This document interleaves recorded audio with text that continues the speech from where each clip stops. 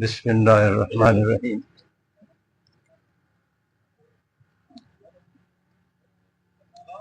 जमील मरगूज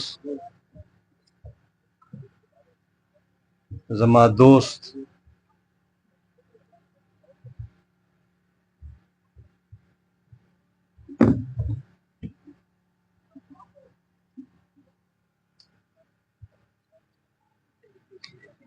और जमा दुश्मन यौ दासे माशोड़ा वा चे या बे ورپسې زه جاړم या به د هغه ډرایور انور رحمان جاړي.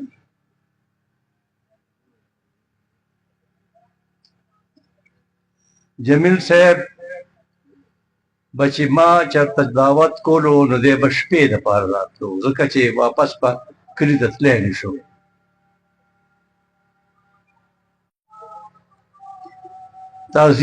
تنظیمي ضلعو کې هر یو ځای کې تنظیمي کسان مقرر کړي وو، منتخب کړي وو. خو جمیل صاحب که زه پیژنم او ما پیژني نو چې څنګه ما اول کې وویل چې ما به چېرته دعوت کوو نو جمیل خان به ما سره شپه کوله، واپس به نه شو تللی. د ګرمۍ موسم و، جمیل خان ما سره شپه کړې وه او زه جمیل خان په دې خبره بدنام کم چې د فلپین هغه ملکه چې ده چې د چا د ټولو نه زیات پیزار و، د هغې نه زیات پیزار زما دی. ما نه سحر وختي خپل ملازم راغی، یو داسې غټ سړی دی، بنې نه اچولی دی، خودی دی، او ما ته وی چې ما له لږه بوجۍ راوړه. نو وی ما ورته لږه بوجۍ راوړه چې څه بوجۍ وه. نو وی دی ګوري او ستا په بوټانو کې پیزار کې چې کوم په ځان باندې سمئ هغه په هغه پیزار کې اچوي. او بیا د هغې نه زه په پاټۍ کې دانه بدنامه کړمه چې مشر خان ته یې مې وویې، سکندر خان ته یې مې وویې چې هغه مارکوس والا ښځه چې کوم دی د هغې دغه بوټان نشته چې دغه دی نو چې افتخار خان د لانګ مارچ خبره وکړه او پکې دا وویل چې جمیل خان بوټان اوچت کړ.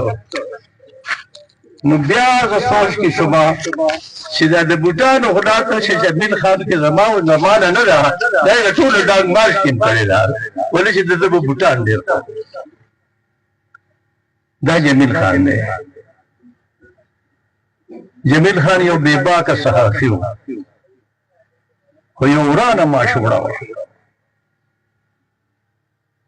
ما نه مخکې چې کومو خلکو خبرې کړې دي هره نقطه چې کوم ده صحیح ویلې ده.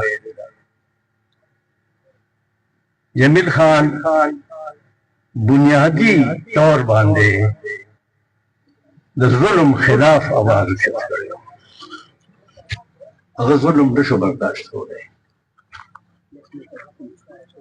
په پارټۍ په میټینګونو کې به هم چې ناست و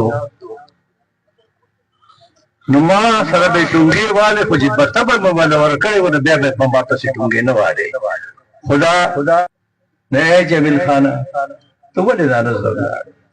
ما سره خو دا بوټان ډېر دي که نه، لا خو بلا دي. نو دا یو دوه خبرې کوم، د دې نه زیاتې نه شم کولی چې جمیل خان به ژوندی وي،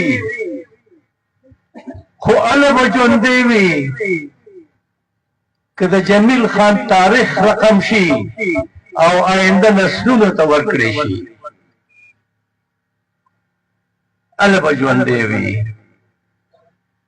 نو نورې خبرې رانه نه کېږي، بیا راله جړه راځي.